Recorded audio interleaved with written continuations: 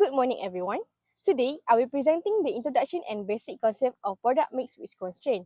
To begin, let us first understand what a product mix is. A product mix refers to the combination of products that a company chooses to produce and sell. Since most businesses offer multiple products, managers must decide how much of a product should be produced. These decisions are important because the selected combination of products can affect the company profitability and overall performance. For example, company may produce several products using the same resources such as labor, machinery, and raw material. These resources are often limited, and the company cannot produce unlimited quantities of every product. Therefore, manager must determine the most appropriate combination of product to achieve its objective. Next, let us discuss the concept of constraint. Constraint, also known as a limiting factor, is any resources that restrict a company's ability to produce more product, and common examples include limited labor hour, machine hour, materials production capacity, storage space, or budget. When business face constraints, they must carefully allocate their available resources. Producing more of one product may require reducing the production of another product. As a result, manager needs to make strategic decisions regarding which product that need to be prioritized. The relationship between product mix and constraint can be illustrated through the article entitled Production Optimization Model for the Coconut Oil Industry by Ivan Gunawan ETAL. This study highlights coconut oil company that produce multiple products from coconut. The company operating to 5 production process and was capable of producing up to 11 different products. However, despite having many products and resources availability, this example clearly demonstrates the concept of product mix because management also need to decide quantity of each product to produce. It also demonstrates the concept of constraint because company production decisions were restricted by its availability resources.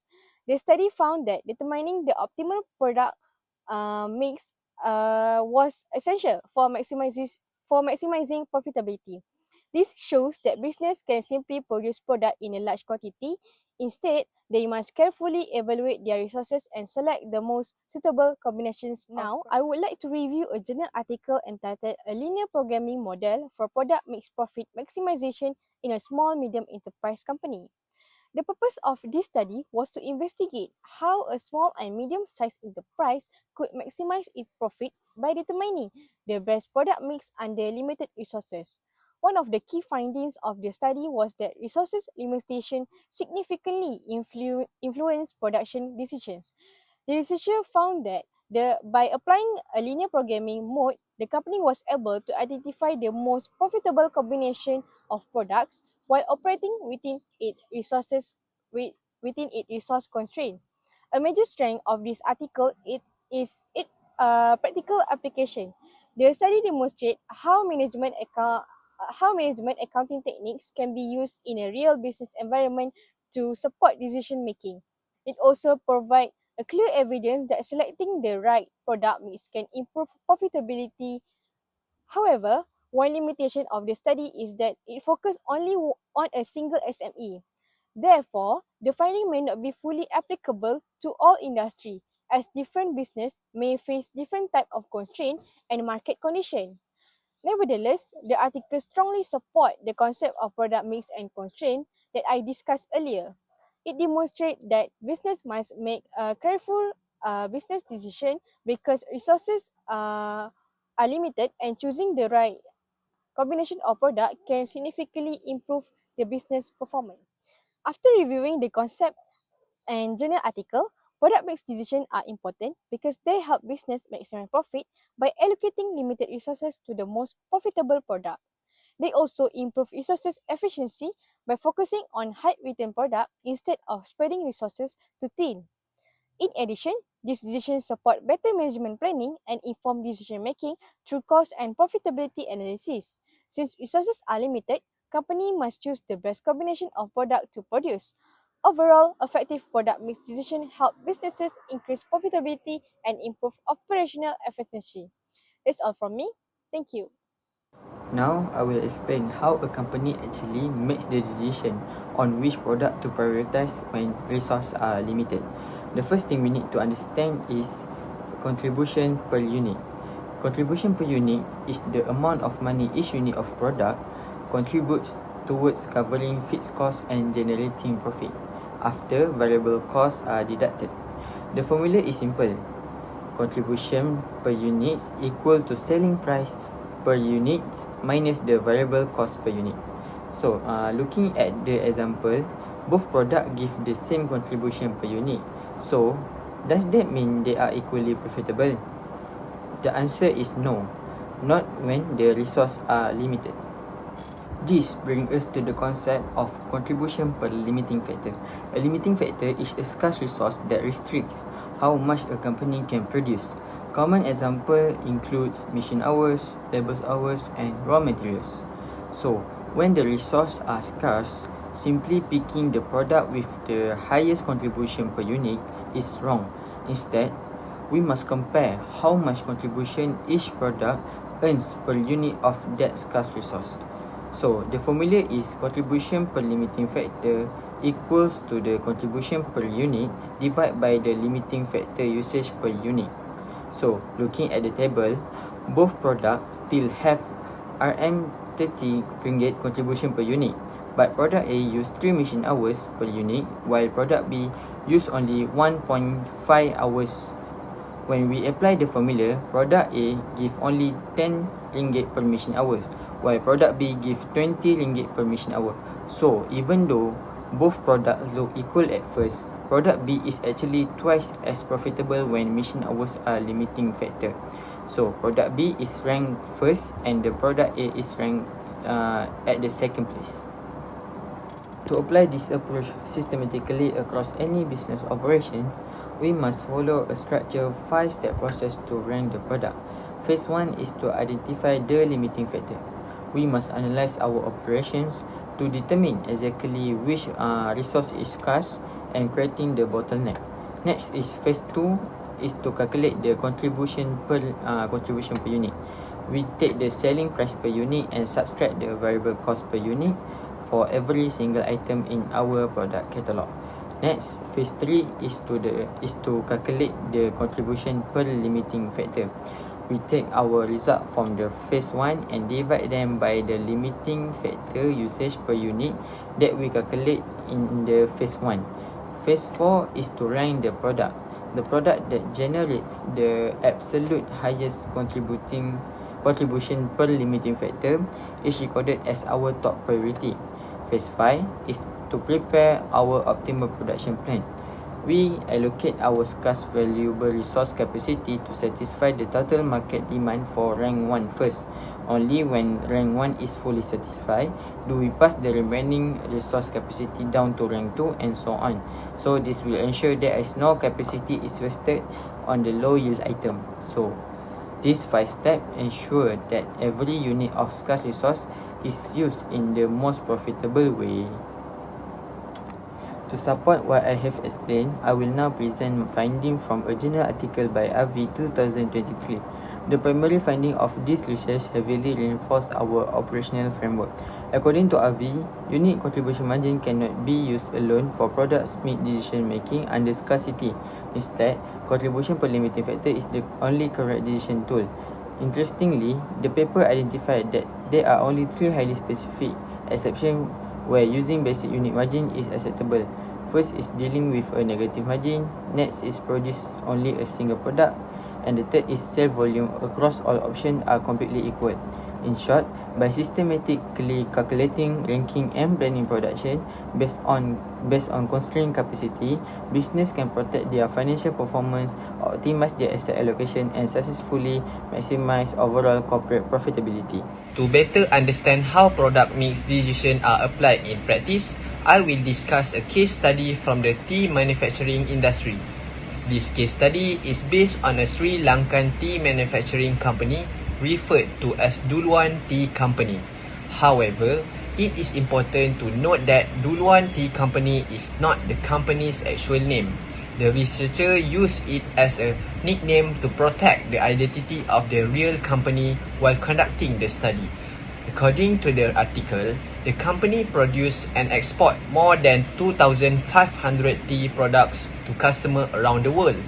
The company faced challenge because its production resources were limited. Therefore, management need to determine the most profitable product mix. To solve this problem, the researcher applied linear programming to identify the optimal combination of product. The main objective was to maximize profit while operating under resources constraints. Next, let's look at the resource constraint faced by the company. Like many manufacturing business, the company could not produce unlimited quantities of every product because resources were limited. The first constraint was raw materials. The company had only 175,000 kilograms of tea leaves available each month. The second constraint was machine capacity, which was limited to 168,000 minutes of processing time. The third constraint was labor capacity, which was limited to 192,000 minutes of working time. In addition, the company also faced market demand constraints because customer demand for each product was not unlimited. Because of this limitation, management had to decide how to allocate resources efficiently and which products should receive priority. This slide shows the result of the product mix analysis. The researchers analyzed a total of 25 tea products produced by the company. After applying the optimization model, they found that product 22 should not be included in the production plan. In other words, the recommended production quantity for product 22 was 0 units. This suggests that product 22 was not generating enough profit relative to the resources it consumed. Instead, the company should allocate its limited resources to products that provide higher profitability. By redirecting resources from product 22 to higher profit products, the company was able to improve resources utilization and increase overall profitability. As a result, the optimization model showed that the company could achieve a maximum profit of approximately $690,161.70. This demonstrates how product mix decision can help business make better use of limited resources and maximize profits. On the journal article, several important findings were identified. First, product mix optimization can significantly improve profitability.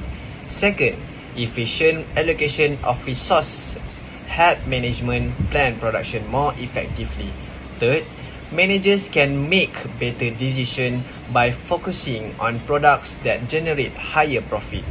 The study also showed that eliminating less profitable products, such as product 22, can contribute to a more efficient and profitable product mix.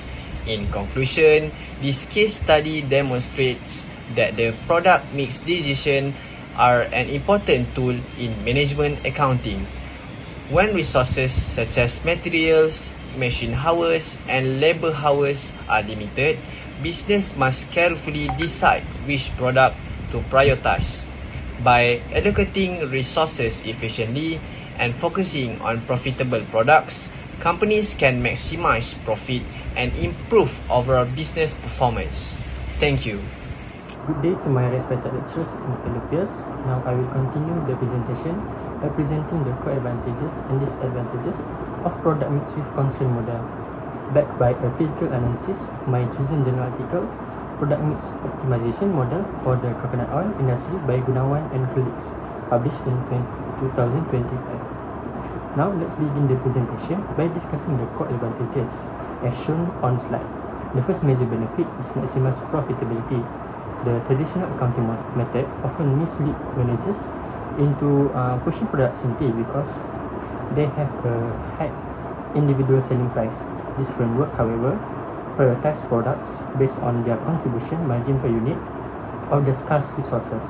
It mathematically guarantees that every minute of the bottleneck time generates the absolute highest possible short-term profit. The second benefit is objective decision.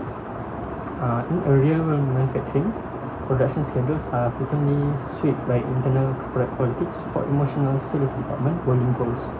This quantitative approach strips away bias and replaces gut feelings with an unclouded, logical blueprint for product prioritization. Ethical advantages are directly reflected in the academic strength of our reviewed journal article by Gunawan and colleagues.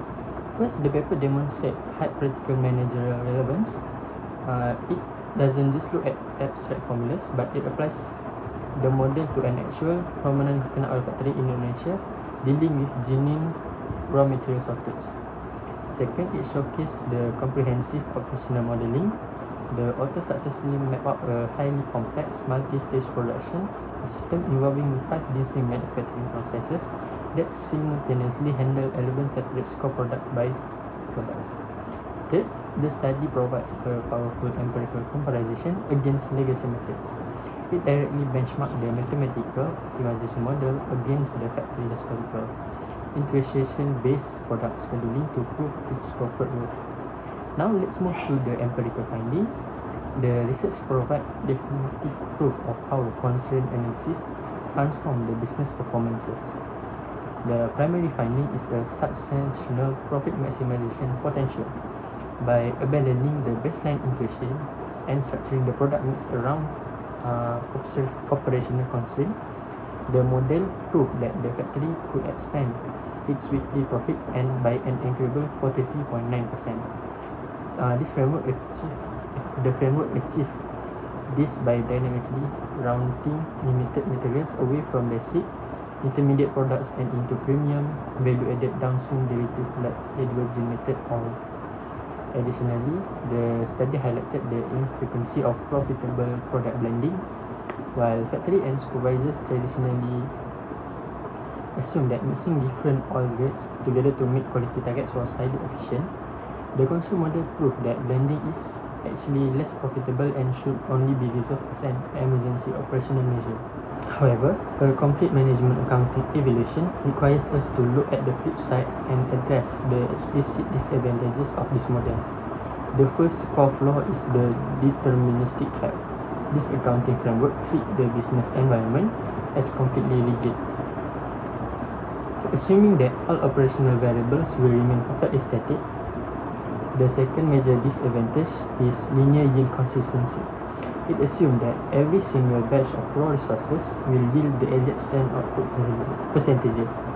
In reality, this ignores the natural operational friction, machinery wear and tear, and variation in resources quality that factories face on a daily basis. These exact accounting flaws directly mirror the real-world limitation exposed in our journal article. First, the paper suffers from the flaw of deterministic parameters because the author assumed that selling price, variable costs, and capacities were completely fixed. The model is highly vulnerable to market volatility.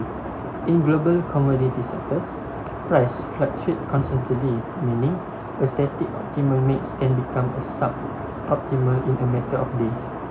Second, the model relies on an unrealistic linear yield assumption. In agribusiness, raw crops inputs vary widely in quality by season. If a poor batch of raw materials enters the factory, the actual yield drops instantly.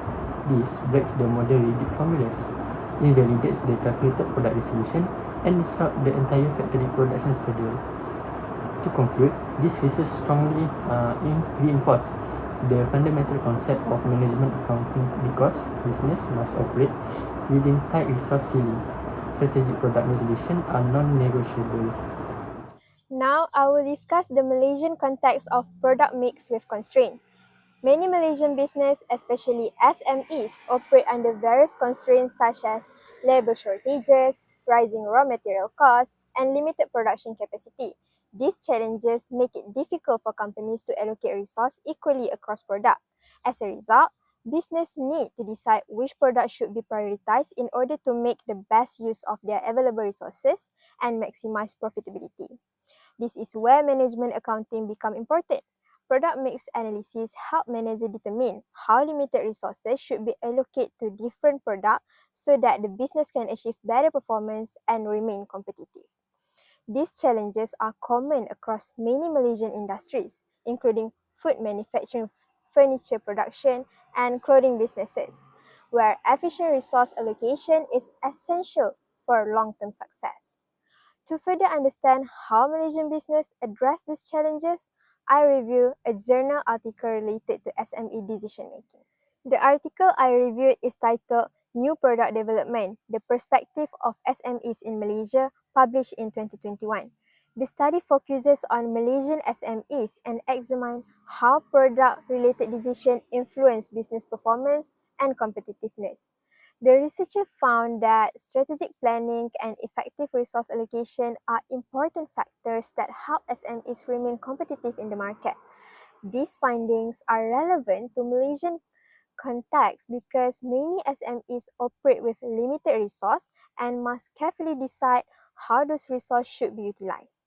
The findings are also consistent with the study by Muhammad Baki and Cheng, which was discussed earlier in the presentation. Their study focuses on product mix optimization and show how a Malaysian SMEs can maximize profit by selecting the most profitable combination of product under resource constraint. However, there is a difference between the two studies. Muhammad Baki and Cheng provide a more direct and quantitative approach to product mix decision through the use of a linear programming model. In contrast, the article by Omar and colleagues take a broader perspective by focusing on strategic product decision and business competitiveness. In my opinion, the study by Muhammad Baki and Chang is more directly related to the product mix with constraint because it specifically addressed profit maximization under limited resource. Nevertheless, the study by Omar and colleagues is still valuable because it highlights the real challenges faced by Malaysian SMEs and emphasizes the importance of strategic planning when making product-related decisions. Together, both studies demonstrate that Malaysian business must not only allocate resources efficiently, but also make strategic decisions to remain competitive in today's business environment. Based on this finding, I will now conclude our presentation. In summary, Malaysian business often operate under resource constraints that require careful decision-making and efficient resource allocation. Product mix analysis help managers prioritize product, maximize profitability, and improve overall business performance. In conclusion, product mix with constraint is an important management accounting tool that enables business to make informed decisions under limited resources. By selecting the most appropriate combination of products, organization can improve profitability and enhance operation efficiency and maintain long-term competitiveness. Thank you for your attention. That's conclude our presentation.